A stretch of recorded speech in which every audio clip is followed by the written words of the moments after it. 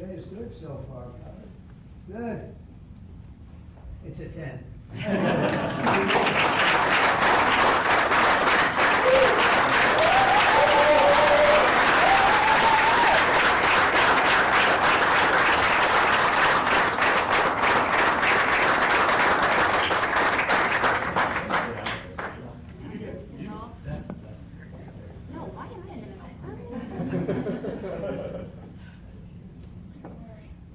Go in there, get the kids in there. Go in there. Pick up the kids.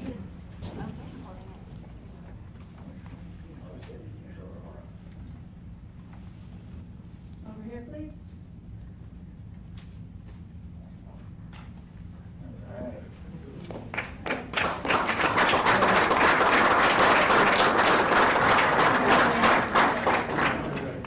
It's really happy. Would all the family like to join? Yes, sure. All right.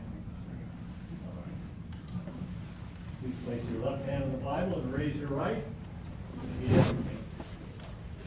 I, Robert F. Kennedy Jr., I, Robert F. Kennedy Jr., do solemnly swear do solemnly swear that I will support and defend that I will support and defend the Constitution of the United States the Constitution of the United States against all enemies, against all enemies, foreign and domestic, foreign and domestic, that I will bear true faith and allegiance to the same, that I will bear true faith and allegiance to the same, that I take this obligation freely, that I take this obligation freely without any mental reservation without any mental reservation or purpose of evasion, or purpose of evasion, and that I will well and faithfully discharge and that I will well and faithfully discharge the duties of the office the duties of the office on which I am about to enter, on which I'm about to enter, so help me God. so help me God. Congratulations, Mr. Secretary.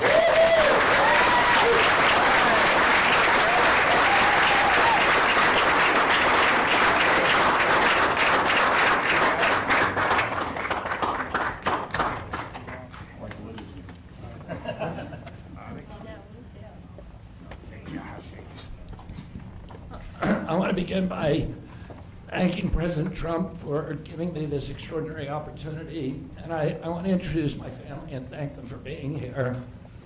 My wife Cheryl, my cousin Anthony Shriver, my daughter Kik, my other daughter Kira, Carolina Shriver, Joey Shriver, Jackson Hines, and Amaryllis Kennedy.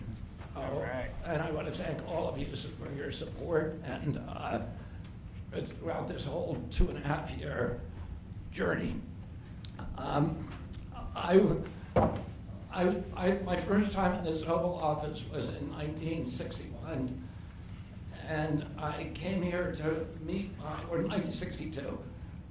I came here and I had a meeting with my uncle, who was president then, where we talked about the environment. He was involved deeply, as we all know, in restoring physical fitness in this country. He challenged at one point during his administration, he challenged Americans to do a 50-mile walk, which I ultimately did, but I remember the day that my father completed his walk. We were staying up at Camp David, and my father came in after 18 hours walking on the CNO towpath and with his feet bleeding and blisters on them. My father had one of his best friends was Al Lowenstein. And Al Lowenstein ultimately was a congressman from New York who was assassinated himself in 1980. But Al Lowenstein had started the Dump Johnson movement to get rid of President Johnson and end the Vietnam War. And at the time that he started it, people just thought it was a fool's errand. And ultimately, he asked my father to run for president against Johnson. My father wouldn't do it at that time, and he asked Gene McCarthy. McCarthy did it, and he joined that campaign. And my father ultimately ran, and Johnson then dropped out. So Al Lowenstein had succeeded. And although Al Lowenstein was on the other side now, running against my father with Gene McCarthy, my father wrote him a note, a quote from Emerson, where he said, if a single man plant himself firmly on his own ideal and there abide, the whole wide world will come around to him. For 20 years, I've gotten up every morning on my knees and prayed that God would put me in a position where I can end the childhood chronic disease epidemic in this country. On August 23rd of last year, God sent me President Trump. All right. And he gave me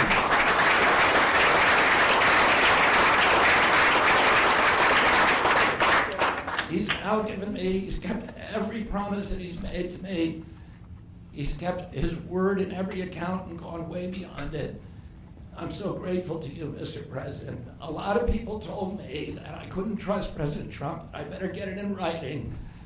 And we did a handshake, and everything that he told me he was going to do, he has done. Right. And I'm so grateful to him, and I've told you before, I genuinely believe that you are a pivotal historical figure, and you are going to transform this country at a time when we see all of the indicia of democracy now in tatters in our country. We see the rise of the military-industrial complex, the rise of totalitarianism, these attacks on our Constitution, and this breathtaking epidemic that is disabling our people. President Trump has promised to restore the American dream in this country. A healthy person has 1,000 dreams. A sick person only has one. 60% of our population has only one dream, that they get better. President Trump has promised that he's going to restore America's strength. But we can't be a strong nation if we have a weak citizenry. If people are sick, 60% of our people are sick, 77%, as President Trump mentioned, of our children cannot qualify for military service. And we need a man on a white horse now. We need somebody who is willing to come in and has the spine and the guts and the strength to challenge orthodoxies, to stand in the way of vested interests, and to break institutions that have turned against our democracy. President Trump has shown again and again that he is that hero. And most recently, I greatly appreciate, and I called you the day that you announced the termination of USAID. My uncle started USAID in 1961 for humanitarian purposes, to put our country on the side of the poor. It has been captured by the military-industrial complex. It has become a sinister propagator of totalitarianism and war across the globe. And very few people understand how sinister this agency really is. And President Trump saw that, and he stood up to it with a masterstroke. And we want to do the same thing with the institutions that are stealing the health of our children. We need a revolutionary figure, and you are that figure, and I'm very grateful for you for giving me this opportunity. I want to recognize some of the allies that I've had in this battle for a long time: Senator Rand Paul, Senator Ron Johnson, Senator Roger Marshall, Marjorie Taylor Greene, and Buddy Carter, who've all been champions of the MAHA agenda before I even came along. I'm very grateful for you for standing strong. Thank you very much, President.